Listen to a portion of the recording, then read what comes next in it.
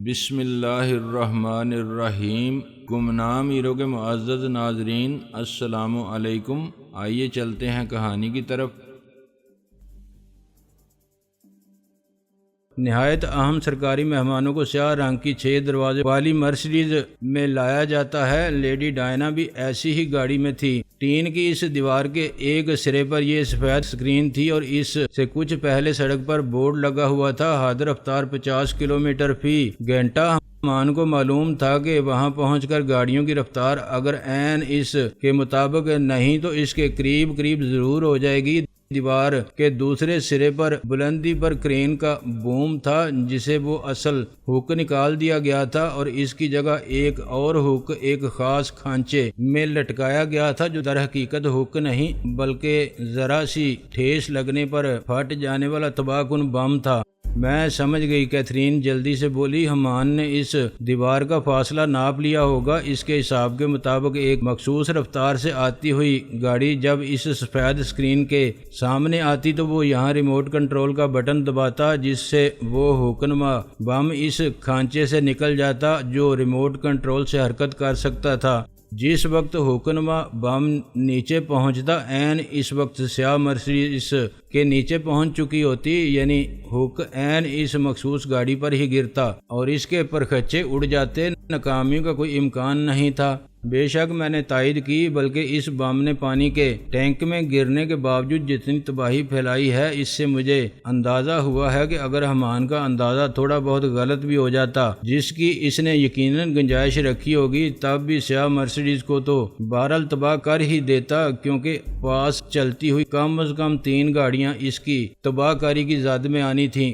Charles دم خود کھڑا تھا۔ بیٹی بہرحال باپ سے زیادہ ذہین تھی۔ وہ باپ سے پہلے بات کو سمجھ گئی تھی۔ ایک لمحے کے توقف سے میں نے کہا، یہ تیاریاں ہمان کے لیے زیادہ مشکل بھی ثابت نہیں ہوئی ہوں گی۔ یہ ایک اوپن سائٹ تھی، اس نے اس سے پورا فائدہ اٹھایا۔ مجھے یقین ہے کہ کل شام وہ کرین آپریٹر کے روپ میں سائٹ پر پہنچا ہوگا۔ کوئی بعید نہیں ہے کہ اس نے کرین آپریٹر کو غائب بھی کر دیا ہو۔ بعد کی تحقیقات سے ایسی بہت سی باتوں کا صحیح پتہ چلے گا۔ بہرحال اس روپ میں وہ اپنی تیاریاں کر کے چلا گیا ہوگا۔ تیاریاں زیادہ لمبی چوڑی بھی نہیں تھیں۔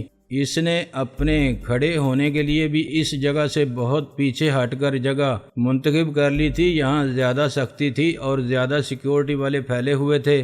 چارلس جرجری سے لے کر بولا، اور اگر یہ بات بروقت تمہاری سمجھ میں نہ آتی تو اس وقت ٹی وی اور ریڈیو کے بعض چینل نہایت جوش و خروش سے ایک افسوسناک خبر نشر کر رہے ہوتے۔ پوری بات تو فوری طور پر میری سمجھ میں بھی نہیں آئی تھی۔ میں نے کہا، پہلے تو صرف سفید اسکرین میری نظر میں کھٹکی تھی، پھر میں نے دوربین سے کرین کا جائزہ لیتے ہوئے محسوس کیا کہ اس کے ہک کی ساخت کچھ مختلف اور مشکوک سی تھی۔ یہ ایسی چیز تھی کسی کا دھیان جانا مشکل ہی تھا۔ ان چیزوں کو دیکھتے ہوئے بھی لوگ نظر انداز کر جاتے ہیں۔ سیکیورٹی والوں نے دھماکہ خیز مادے کی تلاش کے لیے آج بھی آلات کی مدد سے تمام مشینری کو چیک کیا تھا، لیکن کرین کے ہک تک جانے کا کسی کو خیال نہیں آیا تھا۔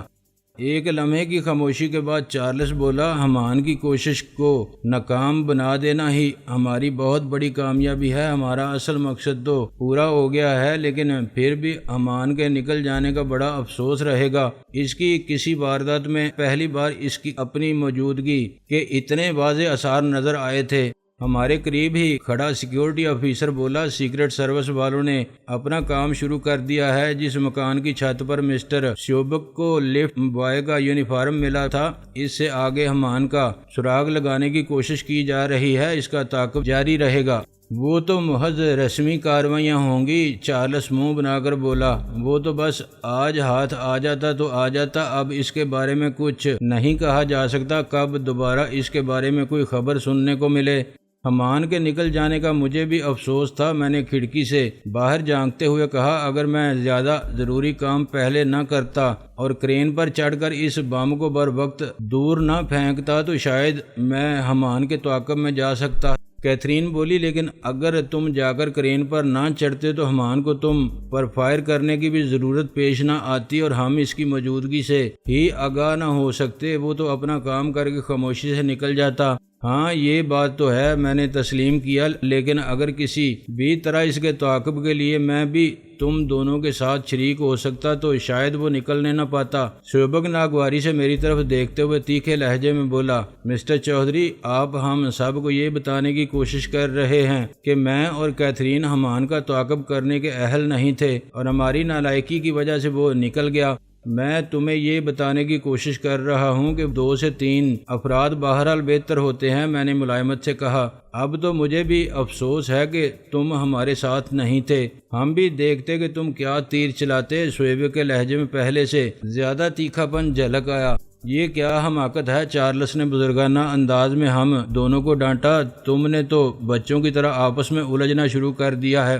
اس معاملے میں تم دونوں ہی کا کردار بے حد اہم رہا ہے، میں تم دونوں ہی کا بے پناہ شکر گزار ہوں۔ حکومت برطانیہ کے نمائندے کی حیثیت سے میں پوری کوشش کروں گا کہ تم دونوں کا شکریہ ادا کرنے کے لیے مناسب ترین طریقہ اختیار کیا جا سکے۔ شعبہ کے احتجاجیہ سے انداز میں بولا، کیا ستم ظریفی ہے، کبھی کبھی حکومتوں کو مجھ جیسے آدمیوں کی خدمات کی بھی ضرورت پڑ جاتی ہے اور وہ ان پر شکر گزاری کا اظہار بھی کرتی ہے۔ ہاں، چارلس ٹھنڈی سانس لے کر بولا، ڈاکے سے بچنے کے لیے کسی ڈاکو کے مشورے ہی زیادہ مفید ثابت ہو سکتے ہیں۔ میں نے یہ بات بزرگوں سے سنی تھی اور یہ کافی حد تک درست ہی ثابت ہوئی۔ اس کے بعد چارلس نے مختلف رسمی کارروائیاں پوری کیں، کچھ خاص لوگوں کو ہدایت دیں، بیشتر لوگ وہاں سے رخصت ہو گئے اور چند منٹ بعد ماحول معمول پر آ گیا، جیسے وہاں کچھ ہوا ہی نہیں تھا۔ چارلس نے مجھے شعیبک کو اور کیتھرین کو سیدھا گھر جانے کی ہدایت کی۔ اس نے زور دے کر خاص طور پر کہا کہ ہم ادھر ادھر کہیں اور جانے کی ہرگز کوشش نہ کریں، اسے خود نہ جانے کہاں سفیر کے پاس پہنچنا تھا جس کی طرف سے اسے ریڈیو پر پیغام ملا تھا۔ وہی مرسڈیز ہمیں لے جانے کے لیے آ گئی جس میں ہم شعیبک کے گاؤں گئے تھے۔ گھر پہنچ کر میں لباس تبدیل کر کے اور تازہ دم ہو کر بیٹھا ہی تھا کہ کیتھرین ایک بار پھر رازدارانہ سے انداز میں میرے کمرے میں آ گئی۔ دروازہ بند کر کے اس نے خود ہی مکفل کر دیا اور میرے قریب ایک آرام کرسی پر نیم دراز ہوتے ہوئے بغیر کسی تمہید کے نیچی آواز میں بولی، تم ایک عجیب ہی آدمی معلوم نہیں، کیوں مجھ سے آن ٹکرائے ہو؟ اس میں میرے ارادے کو قطعاً دخل نہیں تھا۔ میں نے سنجیدگی سے کہا، ویسے بائی دا وے اب مجھ سے کیا خطا ہو گئی ہے؟ اب جو بات بھی میرے ذہن پر بوجھ بن رہی ہے وہ میں تمہیں بتائے بغیر نہیں رہ سکتی۔ اب اس میں میرا کیا قصور ہے؟ میں نے بے بسی سے کہا۔ بہرحال تمہارے تازہ ترین بوجھ کی نوعیت کیا ہے؟ اس کا تعلق تمہاری ذات سے ہی ہے۔ وہ ترچھی نظروں سے میری طرف دیکھتے ہوئے بولی، ویسے اب اس کا تذکرہ کرنے کا کوئی خاص فائدہ تو نہیں ہے، پھر بھی میں نے مناسب سمجھا کہ تمہیں آگاہ کر دیا جائے، شاید اس سے آگاہ رہنا آئندہ تمہارے لیے مفید ثابت ہو۔ جب تم کرین پر لٹکے ہوئے تھے تو تم پر سائلنسر لگی رائفل سے فائر ہوا تھا اور خدا کا شکر ہے گولی تمہیں نہیں لگی۔ اس کے باوجود مجھے اندازہ ہو گیا تھا کہ تم پر گولی چلائی گئی ہے اور فوراً ہی میں نے یہ بھی دیکھ لیا تھا کہ گولی کس عمارت کی کھڑکی سے چلائی گئی ہے۔ حالانکہ مجھے ان معاملات میں اپنے بارے میں زیادہ خوش فہمی نہیں ہے۔ یہ ٹھیک ہے کہ میں کوئی عام لڑکی نہیں ہوں، لیکن میرا خیال ہے کہ میں تمہاری یا شعیبک کی برابری نہیں کر سکتی۔ اس کے باوجود شعیبک نے اس وقت ہم سب کو مس گائیڈ کرنے کی کوشش کی تھی۔ اس نے ایک اور عمارت کی طرف اشارہ کرتے ہوئے کہا تھا کہ فائرنگ وہاں سے شروع ہوئی ہے۔ اس نے خود بھی بلا وجہ اسی سمت میں فائرنگ شروع کر دی تھی۔ پاپا اور سیکیورٹی والے بھی ادھر ہی متوجہ ہو گئے تھے۔ جتنی دیر میں انہیں اپنی غلطی کا احساس ہوتا اتنی دیر میں تمہارا کام تمام ہو سکتا تھا۔ میں سیدھا ہو کر بیٹھ گیا، یعنی صرف تم اکیلی اصل عمارت کی طرف متوجہ رہی تھیں اور تم نے ہی اس کی کھڑکی پر فائرنگ کر کے مجھ پر ہونے والی فائرنگ کو روکا۔ اس نے اس بات میں سر ہلایا تو میں نے کہا، اس کا مطلب ہے میں جو اس وقت زندہ سلامت بیٹھا نظر آ رہا ہوں، خدا کے کرم کے علاوہ اس کا ایک سبب تم ہو۔ وہ اس بات میں سر ہلاتے ہوئے بولی، لیکن میں تم پر احسان جتانے نہیں آئی ہوں، میں تو صرف اس حیرت کا اظہار کرنے آئی ہوں کہ آخر شعیبک کی اس حرکت کا کیا مقصد ہو سکتا تھا۔ شاید وہ بیچارہ تمہارے معاملے میں مجھے اپنا رقیب سمجھ رہا ہو اور یہ اس نے مجھے راستے سے ہٹانے کا بہترین طریقہ سوچا ہو۔ اس طرح میرا کام بھی تمام ہو جاتا اور اس پر کوئی الزام بھی نہ آتا۔ میں نے مسکراتے ہوئے کہا، اس بیچارے کو کیا معلوم کہ تم مجھ سے جان چھڑانے کا بہانہ تلاش کرتے پھر رہے ہو، کیتھرین منہ بنا کر بولی۔ بہرحال دوسری اہم بات یہ ہے کہ جب ہم اس شخص کے تعاقب میں دوڑے جسے ہم حمان سمجھ رہے تھے تو سیوبک اس گلی میں گھسا جس میں ہم نے اسے غائب ہوتے دیکھا تھا، اور مجھے اس نے عقبی گلی میں جانے کا حکم دیا کہ کہیں حمان ادھر سے نہ نکل جائے۔ آگے سے وہ گلی بند تھی، اس لیے اس طرف سے اس کے فرار ہونے کا امکان ذرا کم ہی تھا۔ میں بے وقوفوں کی طرح پچھلی گلی میں دوڑی پھرتی رہی، مجھے حمان کہیں سے فرار ہوتا دکھائی نہیں دیا۔ البتہ چند لمحے بعد سیوبک صاحب ایک مکان کی چھت سے پچھلی گلی میں کودے اور انہوں نے لفٹ بوائے والا یونیفارم ہوا میں لہراتے ہوئے مجھے مطلع کیا کہ محترم حمان صاحب فرار ہو گئے ہیں اور محترم سیوبک صاحب ان کی گرد کو بھی نہیں پہنچ سکے۔ تم کہنا کیا چاہتی ہو؟ کیا یہ عین ممکن نہیں کہ جس طرح اس نے حمان کو موقع دینے کی کوشش کی تھی کہ وہ اس وقت تمہیں شوٹ کرنے میں کامیاب ہو جائے جب تم کرین پر لٹکے ہوئے تھے، اسی طرح اس نے مجھے ٹرکا کر حمان کو نکل بھاگنے کا موقع بھی دے دیا ہو؟ کیتھرین بولی۔ اگر تمہارا یہ خیال درست ہو تو تم اس سے کیا نتیجہ اخذ کرو گی؟ یہی کہ لیڈی ڈائنا پر حملے کی سازش میں وہ بھی شریک تھا، لیکن ہماری نظر میں نیک نام بننے اور ہماری تیاریوں کی خبر رکھنے کے لیے ہمارے ساتھ آن ملا تھا۔ وہ قدرے ہچکچاہٹ ساتھ بولی۔ میں خاموش رہا تو وہ زور دے کر بولی، پاپا نے سیوبک پر اعتبار کر لیا ہے، لیکن مجھے یقین نہیں آ رہا کہ ایک انٹرنیشنل قسم کے قاتل کو ہم سے یا ہماری حکومت سے کوئی ہمدردی ہو سکتی ہے۔ پہلے شاید نہ رہی ہو، تمہیں دیکھنے کے بعد ہو گئی ہو۔ میں نے مسکراتے ہوئے کہا، تمہیں پھر بے وقت مذاق سوجھ رہا ہے۔ اس نے جس وقت ہمارے سفارت خانے کو اس سلسلے میں خط لکھا تھا اس وقت تک شاید اس نے خواب میں بھی مجھے نہ دیکھا ہو۔ وہ منہ بنا کر بولی، خوابوں کی بات مت کرو، تمہیں کیا معلوم کہ اس کے خوابوں میں کیا کچھ آتا ہو اور کون کون آتا ہو؟ میں نے بدستور مسکراتے ہوئے کہا۔ خدا کے لیے تم غیر سنجیدگی چھوڑو، کیتھرین گویا عاجز آ کر بولی۔ میں ایک گہری سازش کی بو سونگھ رہی ہوں اور تم میری بات پر کان نہیں دھر رہے۔ یہ تمہیں کیا ہو گیا ہے؟ میں نے تعصب زدہ لہجے میں کہا۔ اچھی بلی بے فکری سے گھوما کرتی تھی، نہایت منافع بخش دھندے کیا کرتی تھی، یکدم ہی گہری اور بین الاقوامی سازشوں کی بو سونگھنے کے چکر میں پڑ گئی۔ خدا تمہارے حال پر رحم کرے۔ ادھر میرا یہ حال ہے کہ مجھے کسی بھی قسم کی سازشوں وغیرہ سے فی الحال کوئی دلچسپی نہیں، کیونکہ کچھ سازشوں نے مجھے خود گان چکر بنایا ہوا ہے، لیکن فرض کرو میں سنجیدہ ہو بھی جاتا ہوں تو اب اس سے کیا حاصل ہوگا؟ سانپ تو نکل چکا ہے، اب لکیر پیٹنے کا کیا فائدہ؟ ایک سانپ نکل چکا ہے، اس نے گویا توسیع کی، دوسرا سانپ شاید ابھی ہماری آستین میں ہی ہو، سیوبک ابھی ہمارے ساتھ ہی ہے، مجھے تو یہ بھی کسی سانپ سے کم نہیں لگتا، کافی ہینڈسم سانپ ہے۔ میں نے سر ہلایا، اس نے مجھے گورا تو میں نے جلدی سے کہا، تمہیں اندیشہ ہے کہ سازش کی کوئی کڑی ابھی باقی ہے؟ ہاں، وہ زور دے کر بولی۔ میں تم سے یہی کہنا چاہتی تھی کہ ابھی تم بے فکر نہ ہو جانا، ہوشیار رہنا۔ اف خدایا، میں نے بڑبڑانے کے سے انداز میں کہا، میں کس کی طرف سے ہوشیار رہوں؟ اچھا فرض کرو وہ اس سازش میں شریک بھی تھا تو اسے کیا ملا تو اس لیے نہیں کہ ان کی سازش ناکام ہو گئی، پھر بھی کم از کم یہ فائدہ تو ہوا ہے کہ سیوبک ہماری گڈ بکس میں آ گیا، ایک اجرتی قاتل ہوتے ہوئے بھی وہ میرے پاپا جیسے بار سوخ برطانوی کا دوست بن گیا۔ اگر سازش کامیاب ہو جاتی تب بھی وہ ہماری گڈ بکس میں ہی رہتا۔ تمہارے ذہن میں یہ خیال کیوں بیٹھ گیا ہے؟ میں نے پوچھا۔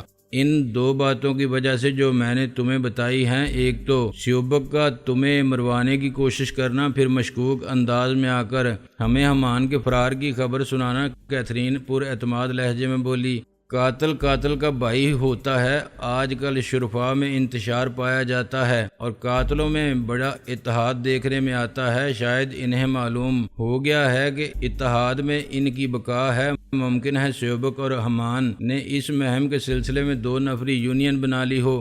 تم اس سلسلے میں میری رائے جاننا چاہتی ہو؟ ظاہر ہے، اور کس لیے اتنی بک بک کر رہی ہوں؟ میری رائے یہ ہے کہ تمہاری رائے کچھ زیادہ صحیح نہیں، میں نے گہری سنجیدگی سے کہا۔ آج کی دنیا میں ہر انسان دوسرے انسان سے یہی کہتا پایا جاتا ہے، وہ منہ بنا کر بولی۔ تم نے میری رائے مانگی تھی سو میں نے دے دی۔ میں نے کندھے اچکا کر کہا، میرا خیال ہے شعیبک ہمیں یہ اطلاع دینے میں تو مخلص تھا کہ لیڈی ڈائنا پر قاتلانہ حملہ ہونے والا ہے۔ اس کے بعد جب ہم لوگ اس کے گاؤں گئے اور وہ ہمارے ساتھ دینے پر آمادہ ہوا، اس وقت تک بھی اس کی نیت میں کوئی خاص خرابی نہیں تھی، سوائے اس کے کہ وہ تمہاری شخصیت اور صلاحیتوں سے متاثر ہو کر تم پر عاشق ہو چکا تھا، لیکن تم چونکہ جواباً اس کی طرف التفات کا مظاہرہ نہیں کر رہی تھیں، چنانچہ اس نے فرض کر لیا کہ اس کی وجہ میں ہوں۔ جو ہی اس نے موقع دیکھا کہ مجھے راستے سے ہٹایا جا سکتا ہے، اس نے اس سے فائدہ اٹھانے کی کوشش کی۔ اس پر کوئی الزام بھی نہیں آ سکتا تھا۔ میرے خیال میں تو معاملہ اس سے زیادہ کچھ نہیں۔ اس نے میری رائے سے کچھ زیادہ اتفاق نہیں کیا اور اصرار کرتی رہی کہ میں شعیبک کی طرف سے ہوشیار رہوں۔ آخر جھنجھلا کر کہا، میں اس قسم کے لوگوں کی طرف سے ہوشیار تو رہتا ہی ہوں، لیکن اگر تمہاری نصیحت اور تاکید اسی طرح جاری رہی تو میں ابھی جا کر اس کی گردن توڑ دوں گا تاکہ یہ قصہ ہی ختم ہو جائے۔ اس کی گردن توڑنا اتنا آسان نہیں ہوگا، یہ مجھے معلوم ہے، وہ منہ بنا کر بولی۔ تم خواہ مخواہ مجھے کسی شریف آدمی کے قتل پر مت اکساؤ۔ شریف آدمی وہ منہ پر ہاتھ رکھ کر بے آواز طریقے سے ہنسنے لگی۔ اس میں ہنسنے کی کیا بات ہے؟ میں نے گویا برا مناتے ہوئے کہا۔ اتنی شرافت اور شائستگی سے عشق کرنے والے میرے خیال میں شریف آدمی ہی ہوتے ہیں، تو پھر تم خود کیوں شریف آدمی بننے کی کوشش نہیں کرتے؟ وہ شریر نظروں سے میری طرف دیکھتے ہوئے بولی، میں ابھی شرافت کے اس درجہ کمال کو نہیں پہنچا کہ ایک بیوی اور دنیا کے مختلف ممالک میں کئی داشتائیں رکھنے کے بعد بھی تم جیسی کسی لڑکی سے نہایت سنجیدگی سے عشق کرنے لگوں۔ میں نے مسکین سی شکل بنانے کی کوشش کرتے ہوئے کہا، تم مجھے باتوں میں بہلانے کی کوشش کرتے ہو، مجھے لگتا ہے اصل چکر کچھ اور ہے۔ شاید تم پہلے سے کسی کے عشق میں گرفتار ہو اور خالص مشرقی انداز میں اس عشق کی لاج رکھ رہے ہو، کوشش کر رہے ہو کہ کسی اور کی طرف آنکھ اٹھا کر بھی نہ دیکھو۔ پھر وہ رازدارانہ سے انداز میں میری طرف جھکتے ہوئے بولی، سچ سچ بتا دو، کیا وہ لڑکی بہت خوبصورت ہے جس سے تمہارے عہد و پیمان چل رہے ہیں؟ کون سی لڑکی؟ کیسے عہد و پیمان؟ کیا دل کے زخموں کو چھیڑتی ہو؟ اپنی ایسی قسمت کہاں کہ کسی خوبصورت لڑکی سے عہد و پیمان ہوں؟ میں نے ٹھنڈی سانس لے کر کہا، افی تم اول درجے کے بدمعاش ہو اور جھوٹے ہو۔ وہ مجھ سے بھی زیادہ ٹھنڈی سانس لے کر بولی، تعریف کا شکریہ، لیکن میرا خیال ہے میں ابھی اس بلند مقام کو نہیں پہنچا۔ میں نے انکساری سے کہا۔ دفعتاً دروازے پر دستک ہوئی۔ کیتھرین نے اپنی جگہ سے حرکت نہیں کی۔ میں نے اٹھ کر دروازہ کھولا۔ چارلس بریف کیس ہاتھ میں لیے کھڑا تھا۔ یہ حضرت بھی عجیب ہی بزرگوار تھے۔ موصوف جہاں کہیں بھی ہوتے تھے غالباً انہیں احساس ہو جاتا تھا کہ ان کی بیٹی پر رومانوی جذبات غالب پا رہے ہیں اور وہ مجھ پر مہربان ہونے لگی ہے۔ وہ فوراً مجھے اس کے حسین شر سے بچانے کے لیے پہنچ جاتے تھے اور میں سچ مچ ان کا شکر گزار تھا۔ چارلس ہیٹ اتار کر بریف کیس ایک طرف رکھ کر دم سے کاؤچ پر گرتے ہوئے بولا، میں جب راہداری میں داخل ہوا تو میں نے ایک سایہ اگلے کسی کمرے کی طرف جاتے ہوئے دیکھا۔ میرا اندازہ ہے کہ وہ اس کمرے کے دروازے پر کی ہول پر جھکا ہوا تھا۔ وہ شعیبک کے علاوہ بھلا کون ہو سکتا ہے؟ کیتھرین فوراً بولی، اس فلور پر ہمارے علاوہ صرف وہی مقیم ہے، لیکن یہاں آنے سے پہلے میں نے کی ہول کے ذریعے اس کے کمرے میں جھانک کر دیکھا تھا۔ اس وقت وہ سو رہا تھا۔ ہو سکتا ہے اسے پہلے ہی معلوم ہو گیا ہو کہ کوئی اس کے کمرے میں جھانکنے والا ہے۔ اس کی تسلی کے لیے وہ جلدی سے اسٹیج سجا کر سونے کا ڈرامہ کرنے لگا ہو۔ میں نے مسکراتے ہوئے کہا، ویسے یہ کوئی اچھی بات نہیں ہے کہ اس فلور پر سب ایک دوسرے کے کمروں میں جھانکتے پھر رہے ہیں۔ آخر پرائیویسی بھی کوئی چیز ہوتی ہے۔ کیتھرین نے مجھے گورا۔ چارلس کھنکار کر گلا صاف کرتے ہوئے بولا، ہاں ویسے بھی ہم چاروں اب ایک دوسرے کے ساتھی بن چکے ہیں، ہمیں ایک دوسرے کی ٹو میں نہیں رہنا چاہیے۔ آپ کی بیٹی کے خیالات شعیبک کے بارے میں بہت مختلف ہیں۔ میں نے کیتھرین کی طرف دیکھے بغیر کہا، مجھے احساس تھا کہ وہ مجھے گور رہی تھی۔ اس کا خیال ہے کہ شعیبک بھی ہمان کا ساتھی ہو سکتا ہے۔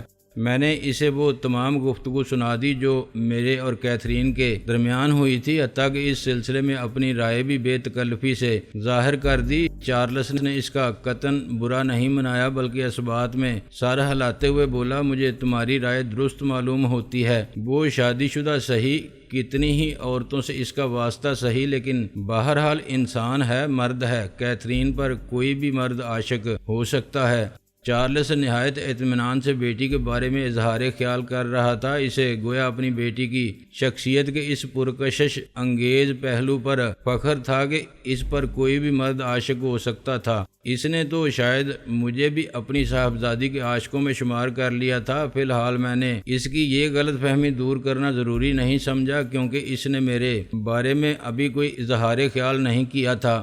وہ بات جاری رکھتے ہوئے بولا، بہرحال میں اس بات کو برا نہیں سمجھتا اور نہ ہی فی الحال اسے اہمیت دینے کے لیے تیار ہوں۔ وہ گاؤں واپس جائے گا یا کسی نئے کنٹریکٹ میں مصروف ہو جائے گا تو سب کچھ بھول جائے گا۔ اس کے لہجے میں گویا تجربہ بول رہا تھا اور وہ اپنی جگہ نہایت مطمئن نظر آ رہا تھا۔ پھر وہ اٹھتے ہوئے بولا، میں تو اس وقت سویبک سے ہی بات کرنے جا رہا ہوں۔ عملی طور پر اس کا کچھ شکریہ ادا کرنا ہے۔ میں اس لیے راستے میں رک گیا تھا کہ تم دونوں کو بھی ساتھ لے لوں۔